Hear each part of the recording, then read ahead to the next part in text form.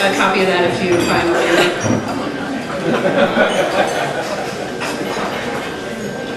Hi, I'm Phoebe Browning, and tonight I'm going to be presenting on our city farm here in New Haven. I'm actually freestyling, so the slides will be passing. They're all slides in our garden except for two. So I just want to show what's possible in New Haven. So my husband and I have lived in New Haven for 11 years and had an urban farm for most of those years. We started off with a very small plot of land, and we moved from that plot of land into one dump truck full of organic compost soil into a 1,000 square foot garden with 2 dump trucks or 20 yards of organic soil. So this is a story about how that garden came to be. My husband and I live in New Haven. We run 3 companies. We have a 2-year-old son who keeps us very busy.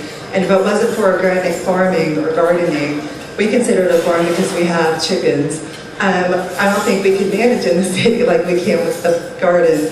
So we live in a neighborhood that was economically depressed. It's called The Hill. We actually live in the Hill North. And we started moving into that neighborhood in 1998 and buying houses. My husband was attending Yale School of Nursing on his way to becoming a nurse practitioner. And along that route, he realized that there's many ways to nurse. There's nursing in a clinic, there's nursing in a hospital, there's nursing in a community. So what he was doing is buying it in an area that no one was buying it yet. And because he realized how important it was to bring areas up and have plantings available, he started doing, with all of the houses he bought, he started doing plantings in the yard and making an important feature of all of the houses. So this grew and changed for us over the years, and people started buying in, more people started doing plantings, and when people started doing plantings, the neighborhood looks inviting. And when the neighborhood looks inviting, then people's children start moving in. When people's children start moving in, then it becomes a very different neighborhood than a neighborhood where half of the houses are empty. And when half of the houses are empty, then all that lets happen is trouble has a place to flop or hide or sleep. But when houses are full and full of families, the neighborhood starts to change.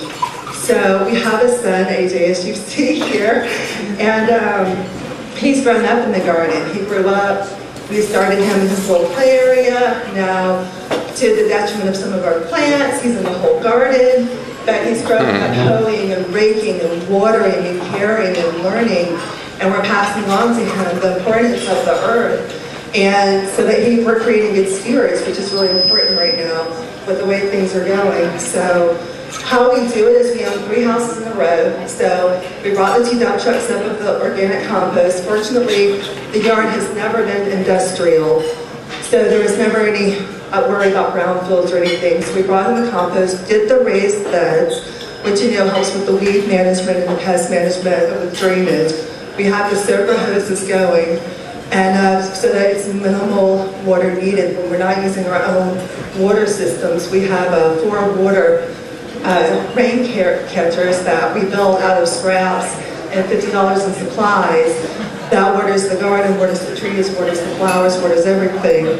And when we don't use that, then we use the soaker hoses. But so a few of the things we're really passionate about is reusing, reducing, and recycling. So the water cisterns are just one area that we're doing that. A few other ways that we're doing that is through composting. The chickens, we live in New Haven, and we read a book, and it said that chickens were legal in New Haven, although I know there's been controversy. But I happen to think most of the controversies over the neighbors, not so much over the chickens, because my neighbors love the chickens. They give the backyard a whole different ecosystem.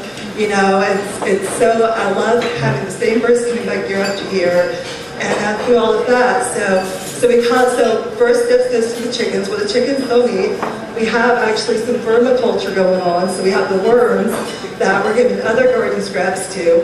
They're doing their casings. We're feeding it to the lemon trees, the fig trees, the kitchen herbs, whatever, as an organic fertilizer. And then whatever that doesn't use, we put in the compost pile where the rest of the garden scraps and the yard scraps go. And then of course the organic garden compost pile goes back into the garden. So it's just a continual cycle of life, and I'm very passionate about it, and I feel that, you know, the American Gardening Society said that backyard household gardens have gone up 54%. I'm sorry, that 54% of households have them now. It's gone up 19% last year. And I would just like to encourage everyone to think about it.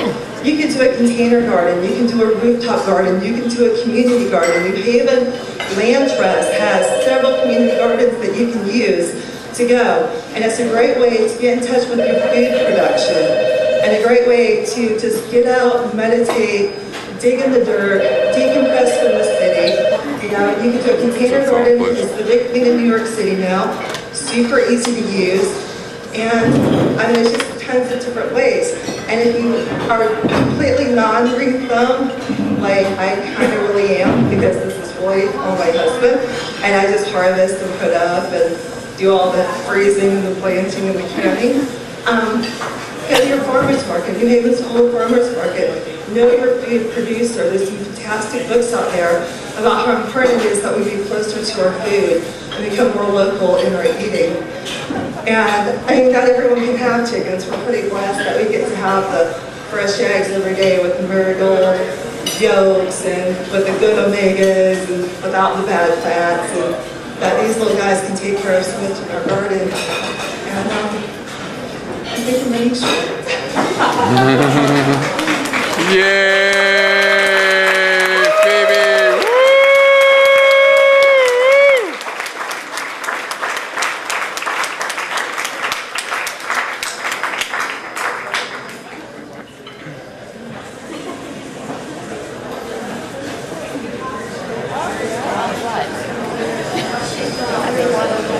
I'm sorry, my garden is our backyard. We live in the Hill North, so we're over by the train station. And we're actually just on the Connecticut Northeast Organic Farming Tour that they had in New Haven. So I was pretty excited because, again, we've been in this neighborhood for a very long time, and we've watched it revitalize, and now we're being recognized.